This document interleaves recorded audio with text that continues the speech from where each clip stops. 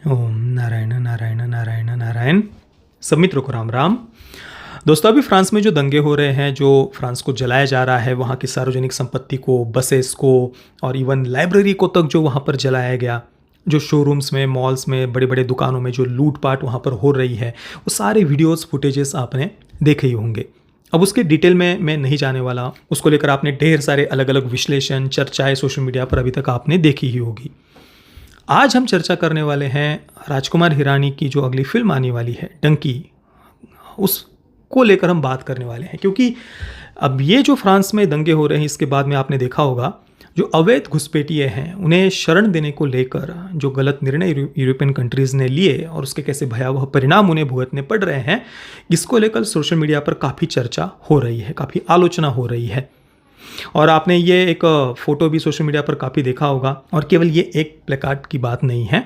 European countries में अगर आपने देखा होगा 2015-16 के बाद में ढेर सारे ऐसे आंदोलन हुए। ISIS पर जो कार्रवाई हो रही थी, और उसके बाद में कई सारे जो शरणार्थी थे वे अलग अलग यूरोपियन कंट्रीज़ में जाने का प्रयास कर रहे थे। तो यूरोपियन कंट्रीज़ के जितने भी लिबरल्स है, वोक्स है, वो सड़कों पर आकर ऐसे प्रदर्शन कर रहे थे कि भाई उनको हमें शरण देनी ही चाहिए, और सरकार पर दबाव बनाया जा रहा था। तो उसी प्रदर्शन में ये ऐसे कुछ बैनर्स भी उस समय देखे गए थे। और इसके लिए हमें इतना यूरोपियन कंट्रीज़ में भी जाने की आवश्यकता नहीं है। भारत में भी ये मानसिकता हमारे यहाँ की जो लिबरल्स है, वोक्स है, उनमें आपने कई बार देखी होगी। अभी हाल ही की समय की अगर हम बात करें तो CAA विरोध के नाम पर जब देश को जलाया जा रहा था, उस समय हमने देखा हमारे देश के जो लेफ्टिस्ट है, वामपंथी है, सेक्युलर्स है, लिबरल्स है, वोक्स है, वो उस समय क्या कर रहे थे, वे कैसे और ज़्यादा आग में घी डालने का काम कर रहे थे। हम देखेंगे जैसे सॉन्ग्स गा रहे थे। दिल्ली पुलिस को चैलेंज किया जा रहा था। दिल्ली पुलिस जब सार्वजनिक संपत्ति को जलाया जा रहा था, आगजनी, तोड़फोड़, जो कुछ भी हो रहा था दिल्ली में, उस समय दिल्ली पुलिस ने जब उन कथित छात्रों पर कार्रवाई की, तो उसके बाद में आपने देखा होगा जितने भी लिबरल्स और वोक्स है, विशेषतः बॉलीवुड के जितने भी लोग हैं, हो सकता है इक्का दुक्का लोगों ने इस पर ट्वीट ना किया हो, पर ज़्यादातर बॉलीवुड के जितने भी एक्टर्स हैं जो अपने आप को सेलिब्रिटी वगैरह मानते हैं, उन्होंने दिल्ली पुलिस को ही टारगेट किया था, दिल्ली पुलिस को ही निशाना बनाया था। तो इस प्रकार से हमारे ही सुरक्षा बलों को किस प्रकार से हमारे देश का ये लिबरल और वोक इकोसिस्टम कैसे टारगेट कर रहा था, उन पर दबाव बना रहा था, ये हमने अपनी आंखों से देखा। पाकिस्तान, अफगानिस्तान और बांग्लादेश में जो प्रताड़ित हिंदू है, जिन्होंने दशकों से वहाँ पर हत्या, लूट, बलात्कार के दंश झेले हैं, उन्हें भारत की नागरिकता देने को लेकर वो कानून पास किया गया था। पर किस प्रकार से आगजनी, तोड़फोड़ देश भर में हमने उस समय देखी थी। और लिबरल्स और वोक्स के तर्क ये थे कि भाई केवल हिंदुओं को ही क्यों शरण दी जा रही है, पाकिस्तान, बांग्लादेश और अफगानिस्तान में जो प्रताड़ित मुस्लिम्स हैं, उनको भी भारत में शरण दी जाए, ये उनका लॉजिक था। हालांकि अफगानिस्तान, पाकिस्तान, बांग्लादेश तीनों ही इस्लामिक कंट्रीज़ है, तो वहाँ पर जो प्रताड़ित हिंदू है, स्वाभाविक सी बात है, वो दशकों से प्रताड़ित रहे, उन्हें ही नागरिकता देने का वो कानून था। और वही एक लॉजिकल बात है। लिबरल्स और वोक्स की बातों में दूर दूर तक भी कहीं पर कोई लॉजिक ही नहीं था, पर इस प्रकार की बातें वो कर रहे थे।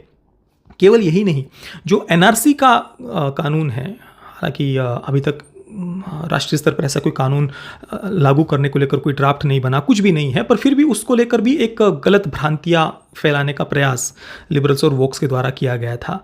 अवैध घुसपैठियों की पहचान के लिए NRC का कानून, वो तो देश की मांग है कि आना ही चाहिए, पर उसको लेकर इन्होंने भ्रांतियाँ फैलाई, डर फैलाया, और कैसे अवैध घुसपैठियों को और ज़्यादा हमें भारत में शरण देनी चाहिए, इसको समर्थन ये पूरा का पूरा लिबरल और वोक इकोसिस्टम कर रहा था। और ये कोई केवल CAA विरोध के समय की बात नहीं है। लिबरल्स और वोक्स हमेशा से ही अलग अलग समय पर अलग अलग देशों में, भारत में भी इस प्रकार से अवैध घुसपैठियों का समर्थन करते आए हैं। कई सारी पार्टीज़ ने अपनी वोट बैंक बढ़ाने के लिए इस प्रकार से बांग्लादेशी घुसपैठियों को भारत में कैसे आने दिया है, इसको लेकर भी कई बार डिबेट्स, चर्चाएं समय समय पर देश में हुई है, वोट बैंक बढ़ाने के लिए।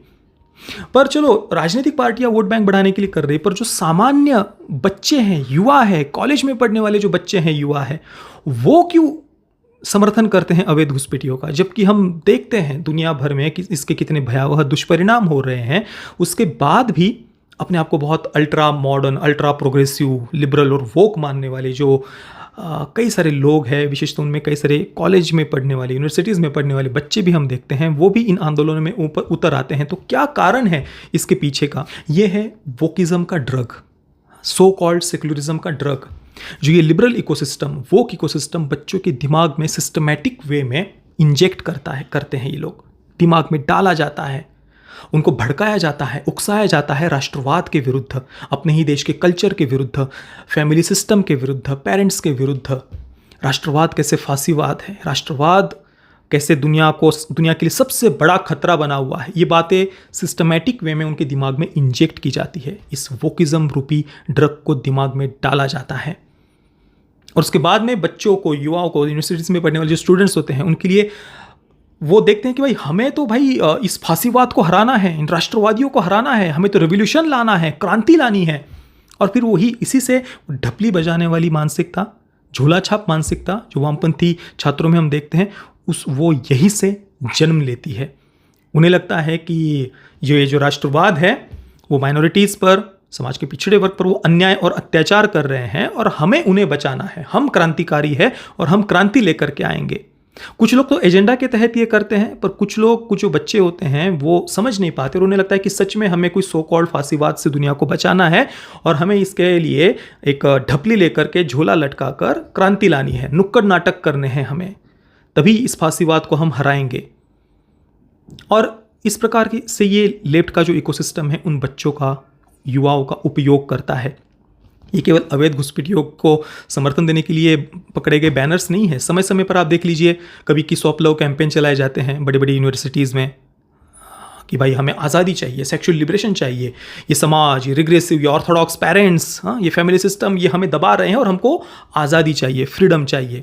और जो मैंने शुरुआत में कहा, डंकी के बारे में हम बात करने वाले हैं, राजकुमार हिरानी की। तो मैंने क्यों इस फिल्म का उल्लेख क्यों किया? क्योंकि उसकी थीम भी सेम यही है।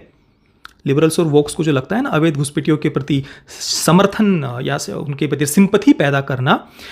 मैंने जितना डंकी के बारे में ऑनलाइन जानकारी पढ़ी है, मेरे अनुसार, किसी को भी मुझसे एग्री होने की आवश्यकता नहीं है, मेरे अनुसार जो मैं समझा हूँ उसकी कहानी को, अवैध घुसपैठियों के प्रति सिंपैथी पैदा करने के लिए ही फिल्म बनाई जा रही है, या वही उसका मूल उद्देश्य है, मूल थीम है। इसी थीम पर आधारित फिल्म आपने अभी करीब 2 वर्ष पहले ही नेटफ्लिक्स पर भी देखी होगी, धनुष की जगमे थंदीरम नाम की। सेम थीम थी उसमें। भारतीय कुछ अवैध घुसपैठियों को बाहर ब्रिटेन में, इंग्लैंड में दिखाया था और वहाँ पर जो वाइट सुप्रीमेसिस्ट्स हैं वो भारतीय जो अवैध घुसपैठिए हैं उन पर कैसे वो अत्याचार करते हैं, ये वहाँ पर दिखाया था। अब देखिए, अवैध घुसपैठियों का जो समर्थन है वो डायरेक्टली भारत में बांग्लादेशी घुसपैठियों का कैरेक्टर फिल्म में दिखाकर उसके प्रति तो सिंपैथी पैदा नहीं की जा सकती, वो तो पॉसिबल नहीं है। अब जो प्रताड़ित हिंदू है पाकिस्तान, बांग्लादेश में, जिन्होंने हत्या, लूट, बलात्कार के दंश झेले हैं, उन हिंदुओं की पीड़ा तो बॉलीवुड वाले दिखा नहीं सकते। इनका मुख्य उद्देश्य यही है कि भाई जो पाकिस्तान और बांग्लादेश में वो जो इस्लामिक कंट्रीज़ है वहाँ पर मुस्लिम्स ही पीड़ित है, हिंदुओं की पीड़ा इन्हें कभी दिखती नहीं है, वहाँ पर भी मुस्लिम्स ही पीड़ित है। ये लिबरल्स और वोक्स हमेशा अपनी फिल्मों के माध्यम से दिखाते हैं और उन्हें ही शरण देनी चाहिए, ऐसा उनका तर्क और लॉजिक है। पर भारत में फिल्म बनाकर किसी बांग्लादेशी मुस्लिम कैरेक्टर को फिल्म में मुख्य भूमिका में दिखाकर उसके प्रति सिंपैथी पैदा करना, वो तो पॉसिबल नहीं है। तुरंत लोग फिल्म को रिजेक्ट कर देंगे। तो फिर अवैध घुसपैठियों के प्रति सिंपैथी कैसे पैदा की जाएगी? इस प्रकार से जो हमने जगमे थंदीरम में देखा कि भाई कोई भारतीय है और वो ब्रिटेन में, इंग्लैंड में वो अवैध घुसपैठिया बनकर गया है और वहाँ पर जो वाइट सुप्रीमेसिस्ट्स है वो उन पर अत्याचार कर रहे हैं। मतलब उसके माध्यम से ये दिखाने का प्रयास करना कि भाई भारत में भी जैसे फांसीवादी, राष्ट्रवादी जो हिंदू नेशनलिस्ट्स हैं वो किस प्रकार से अवैध घुसपैठियों पर अन्याय और अत्याचार करते हैं, ये एक दिखाने का उसके माध्यम से प्रयास था। उसी प्रकार से डंकी की भी थीम अगर आप देखेंगे, जितना हम ऑनलाइन इसके बारे में पढ़ते हैं, डंकी का अर्थ होता है डंकी फ्लाइट्स। डंकी फ्लाइट उस रास्ते को कहा जाता है जिसे लोग एक से दूसरे देश में जाने के लिए अवैध रूप से इस्तेमाल करते हैं, उपयोग करते हैं। भारतीय लोगों की बात करें तो ज़्यादातर ऐसा रास्ता अमेरिका और कनाडा जाने के लिए अपनाया जाता है। शाहरुख खान और राजकुमार हिरानी की ये फिल्म एक ड्रामा मूवी होगी जिसमें एक पंजाबी लड़के की कहानी दिखाई जाएगी। ये लड़का कनाडा जाने के लिए डंकी फ्लाइट वाला रास्ता लेगा और उसकी यात्रा में क्या कुछ चैलेंजेस होंगे वो देखने लायक होगा। मतलब एक भारतीय पंजाबी लड़का कनाडा जाने के लिए डंकी फ्लाइट का यूज़ करता है और उसको कौन सी यातनाएं सहनी पड़ती है जाने के लिए, और वहाँ पहुँचने के बाद में वाइट सुप्रीमसिस्ट्स कैसे उस पर अन्याय करेंगे या जो भी वो फिल्म में दिखाएंगे, ये कुल मिलाकर इसकी थीम हमें लग रही है। और IMDb पर भी अगर आप इसकी जो डिस्क्रिप्शन दिया हुआ है वहाँ लिखा है the rampant use of an illegal backdoor route called dunki flight by Indians to immigrate to countries like Canada and US। Rampant use कहा है मतलब धड़ल्ले से, अनियंत्रित रूप से जो भारतीयों के द्वारा इलीगल बैकडोर का जो यूज़ किया जाता है, अवैध रास्ते से जो भारतीय अमेरिका और USA में जाते हैं, उसको लेकर ये उनकी पीड़ा दिखाने वाली है। तो ये थीम है। सबसे पहली बात देखिए, भारतीय आज जहाँ पर भी है, जिन भी देशों में है, उन्होंने उन देशों के विकास में अपना योगदान ही दिया है। ये कई सारे अलग अलग उदाहरण हमारे सामने उपलब्ध है।